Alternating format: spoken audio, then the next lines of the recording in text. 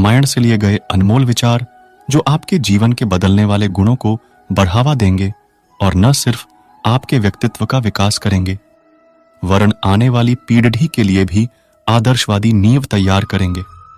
आइए जानते हैं हिंदू धर्म के पवित्र ग्रंथ रामायण, जो कि भगवान श्री राम के आदर्श जीवन पर आधारित है, से कुछ अनमोल विचारों को और उनसे प्रेरणा लेते हैं। कहानियां, श्लोक और रामायण से उपजे अनमोल विचार ज्ञान का एक अमूल्य खजाना है जो लोगों को धार्मिक और सदाचारी जीवन जीने के लिए प्रेरित करते हैं। आज सदियों के बाद भी रामायण पुस्तक भारतीय संस्कृति और जीवन का नेतृत्व करने व धर्म का पालन करने के गुणों को सिखाती है। आइए जानते हैं रामायण से लिए गए अनमोल विचार 1। धर्म का ज्ञान रखने वाले लोग सत्य को ही सर्वोत्तम धर्म मानते हैं। 2। सुख और दुख जीवन का हिस्सा है। आप हमेशा प्रसन्न नहीं रह सकते, अर्थात हमेशा प्रसन्न रहना कुछ ऐसा है जिसे प्राप्त करना कठिन है। प्रसन्नता और दुख जीवन में आते जाते रहते हैं और ऐसा नहीं हो सकता ही कि लगातार सिर्फ प्रसन्नता ही बनी रहे।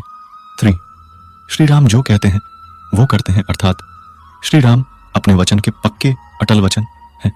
वचन देने के बाद वो पीछे मुड़कर नहीं देखते। 4। जो व्यक्ति डरपोक और कमजोर होते हैं केवल वही चीजों को भाग्य पर छोड़ देते हैं। इसके विपरीत जो व्यक्ति मजबूत और आत्मविश्वास रखने वाले होते हैं वो कभी भी भाग्य पर नहीं टिकते हैं। 5। जिस प्रकार एक वीणा अपने तार के बिना अधूरी है, एक रथ अपने पहियों के बिना अधूरा है, इसी प्रकार एक महिला 100 बेटे होने के बावजूद अपने पति के बिना अधूरी है, अर्थात कभी भी खुश नहीं रह सकती। 6। दुख हमारा सबसे बड़ा दुश्मन है।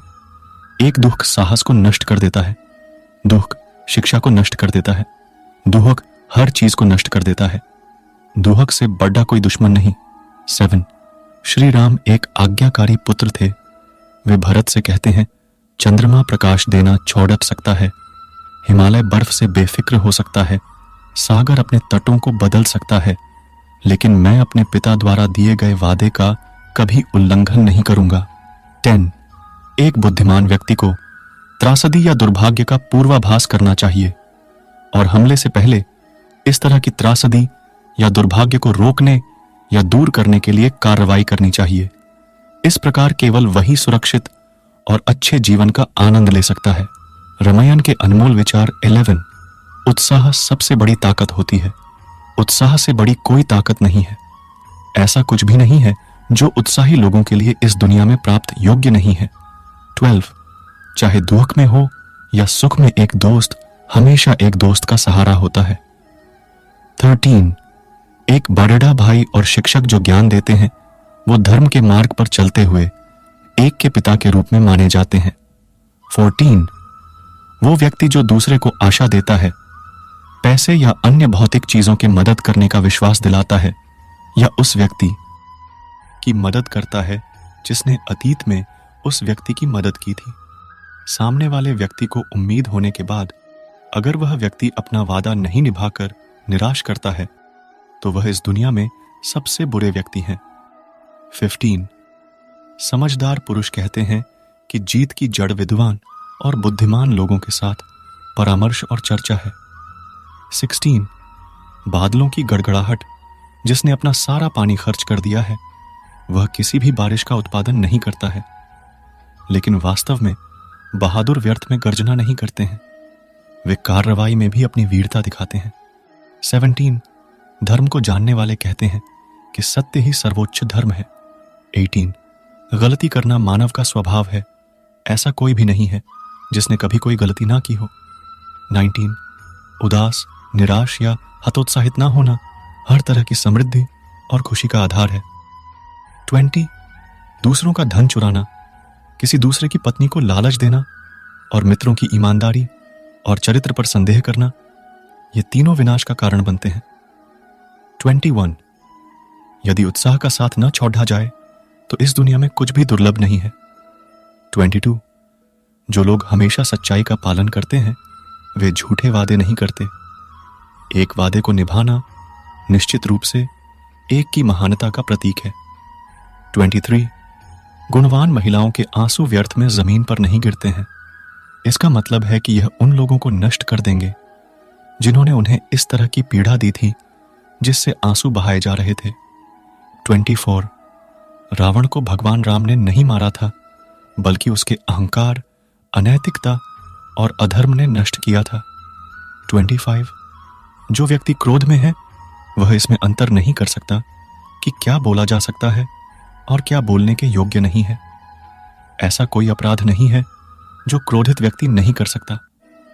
ऐसा कुछ भी नहीं है जो वो नहीं बोल सकता। यानी क्रोध में व्यक्ति हर सीमा को लांघ सकता है।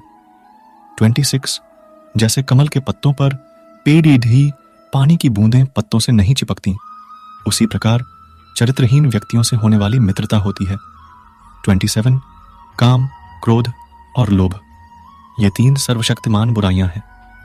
28 धर्म इसलिए कहा जाता है क्योंकि यह समाज का समर्थन या समर्थन करता है। एक देश के लोगों को एक साथ रखा जाता है और धर्म द्वारा निरंतर किया जाता है। 29 वे जो हमेशा सच्चाई का पालन करते हैं, गलत वचन नहीं देते। अपना वचन निभाना निश्चित रूप से एक महान व्यक्ति की निशानी है। 30 जो अपनों को छोड़कर दुश्मन के बीच चला जाता है, उसी के अपने पुराने साथी दुश्मन को मारने के बाद उसे भी मार डालते हैं। 31 दुख और विपदा जीवन के 2 ऐसे मेहमान हैं जो बिना निमंत्रण के ही आते हैं। 32 जो लोग हमेशा सत्य का पालन करते हैं, वे झूठे वादे नहीं करते हैं। अपने वादों को निभाना निश्चित रूप से किसी की महानता की निशानी है। 33 सर्वनाश के प्रमुख 3 कारण इस प्रकार हैं: दूसरों के धन की चोरी, दूसरे की पत्नी पर बुरी नजर और अपने ही मित्रों के चरित्र व अखंडता पर शक। 34 अपना जीवन त्याग देना कोई अच्छा फल नहीं देता। जीना जारी रखना आनंद और प्रसन्नता का मार्ग है।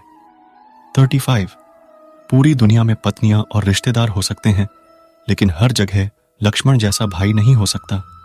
36 जो एहसान नहीं चुकाता वह मानवता के लिए कलंक है।